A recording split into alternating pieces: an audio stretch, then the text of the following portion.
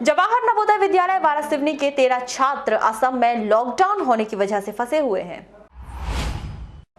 ऐसे ही एक छात्र मेष पारधी की मम्मी लता पारधी ने पद्मेश न्यूज को वीडियो भेजकर अपनी गुहार शासन से लगाई है कि उनके बच्चे को जल्द से जल्द घर लाने की व्यवस्था की जाए। मेरा बेटा मेष पारधी जो जवाहर नवोदय विद्यालय वारासिवनी जिला बालाघाट मध्य प्रदेश में पढ़ता था, वह 2019 में 9th क्लास में माइग्रेशन में मेघालय जिला रिभोई नियांगबाड़ी जवाहर नवोदय विद्यालय में माइग्रेशन के तहत गया हुआ है। लॉकडाउन की वजह से उन लोग वहीं पर फंसे हुए हैं। वहाँ के स्थायी बच्चे घर जा चुके हैं और इन लोगों के घर वापसी का कोई साधन नहीं है। इसीलिए शासन से विनम्र अनुरोध है कि वह जल्द से जल्द बच्चों को लाने की व्यवस्था कराए।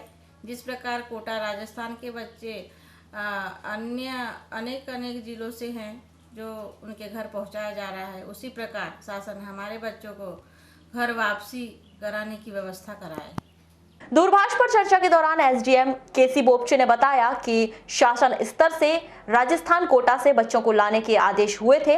असम में फंसे हुए बच्चों के परिजनों से यह अपील की गई है कि वे हेल्पलाइन नंबर 240-102 पर फोन कर अपनी कंप्लेंट दर्ज करवाएं, जिसके बाद शासन स्तर से फैसला लिया जाएगा।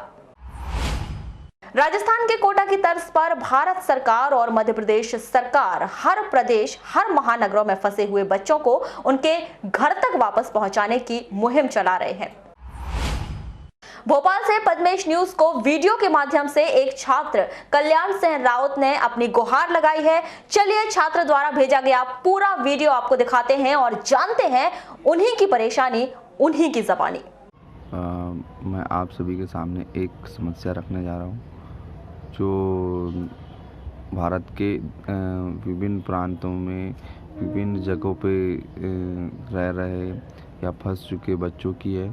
जैसा कि हमारी गवर्नमेंट, जहाँ तक कि हर जगह की गवर्नमेंट बस यही चाह रही, जो कोटा में बच्चे फंसे हुए हैं उनको निकालने का प्रक्रम अपना रही है। उनको निकालने की प्रक्रिया के थ्रू उनके घर में पहुंचाया गया है और बोला गया है कि वो लोग वहाँ पे बहुत ज़्यादा तकलीफ सह रहे थे। इसीलिए मैं सरकार से ये बताना चाह रहा हूँ कि बाकी जगह पे भी ऐसे बच्चे फंसे हुए हैं, जैसे हम भोपाल में फंसे हुए हैं, कुछ लोग इंदौर में फंसे हुए हैं और अलग अलग जगह पे फंसे हुए हैं।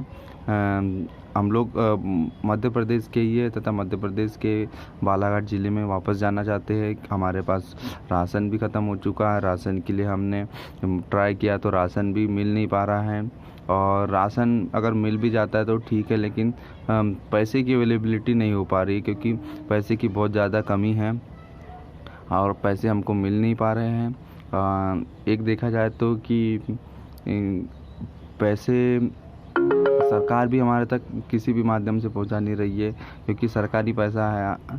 सरकारी पैसे को प्राप्त करने के लिए बहुत दिक्कत होती है और उसके लिए कोई ऑनलाइन सिस्टम भी नहीं अपनाया गया है, नहीं, ताकि ऑनलाइन सिस्टम में आप अप्लाई करो और जल्दी से जल्दी आपको पैसे प्राप्त हो जाएगा। तो ऐसा भी कोई सिस्टम नहीं है।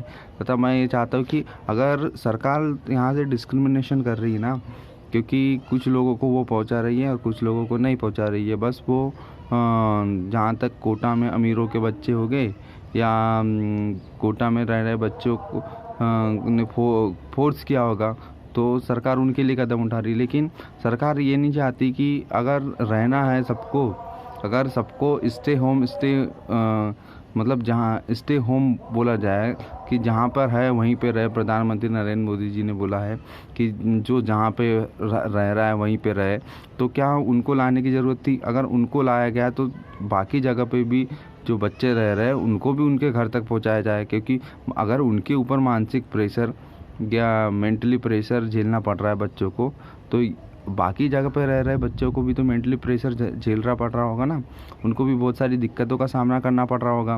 वो भी पढ़ाई नहीं कर पा रहे होंगे, उनको भी मानसिक संतुलन बनाने में दिक्कत आ रही होगी।